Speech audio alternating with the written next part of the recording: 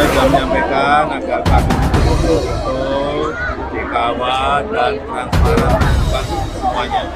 Tidak ada yang perlu ditutup-tutupi. Kalau ada, ya. Ya, saya kira rekan-rekan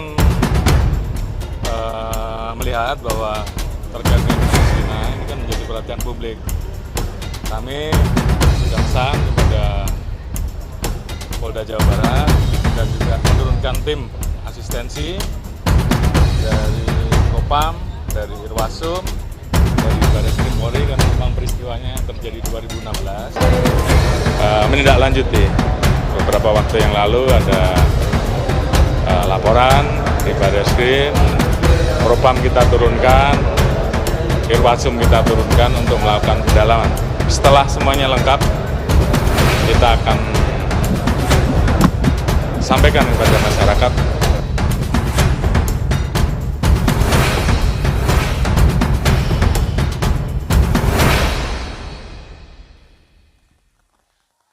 Assalamualaikum warahmatullahi wabarakatuh.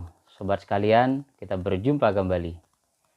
Lagi-lagi masih memunculkan teka-teki siapa dalang sebenarnya, sobat sekalian, terkait kasus Vina dan Eki ini.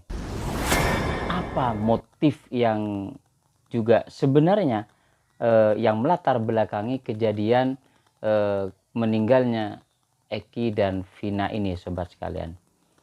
Banyak yang mendesak Ibtu Rudiana ini untuk muncul ke publik, tapi lagi-lagi seolah tidak bisa tersentuh.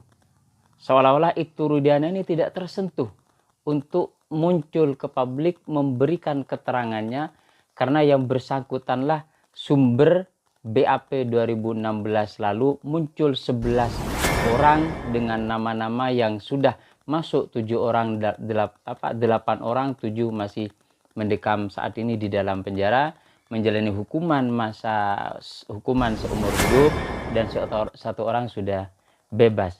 Kemudian muncul beberapa DPO, satu yang sudah tertangkap kemudian menang dalam pra peradilan, sehingga semakin banyak yang mendesak, sobat kalian, untuk mempertanggungjawabkan dan memberikan keterangan kepada publik Rudiana tentang proses BAP 2016, munculnya nama-nama tersangka dimaksud, sobat sekalian.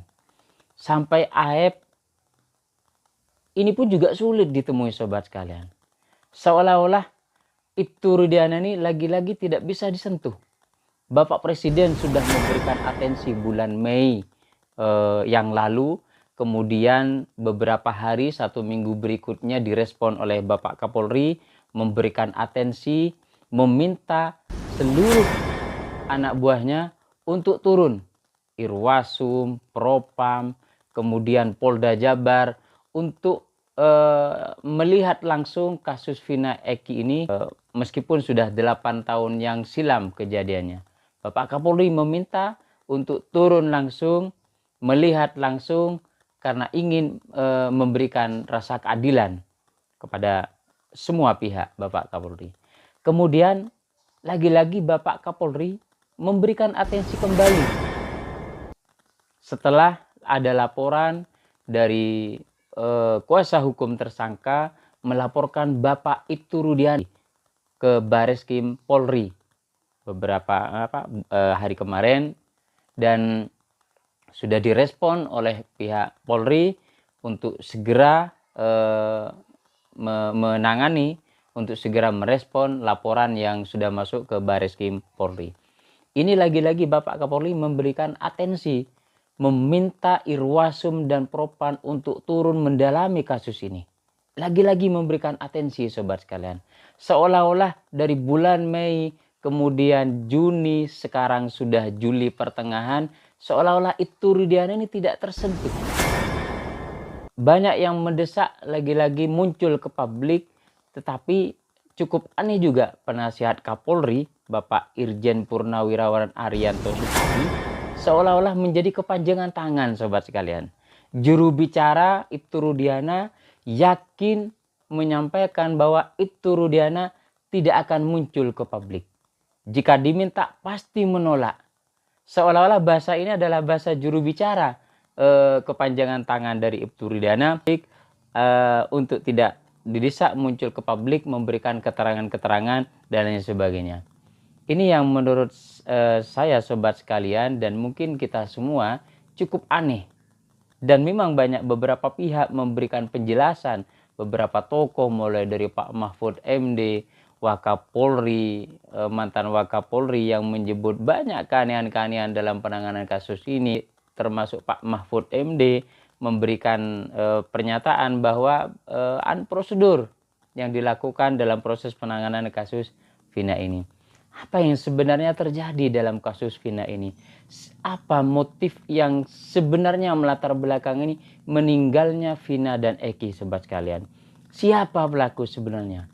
Benarkah ada pelaku yang disembunyikan, ada pelaku yang diamankan karena terkait dengan sebuah kasus besar di belakangnya ini?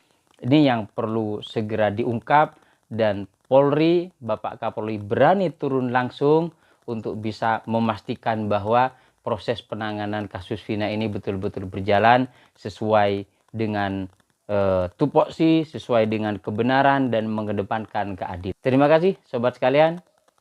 Sampai berjumpa lagi di episode berikutnya. Wassalamualaikum warahmatullahi wabarakatuh.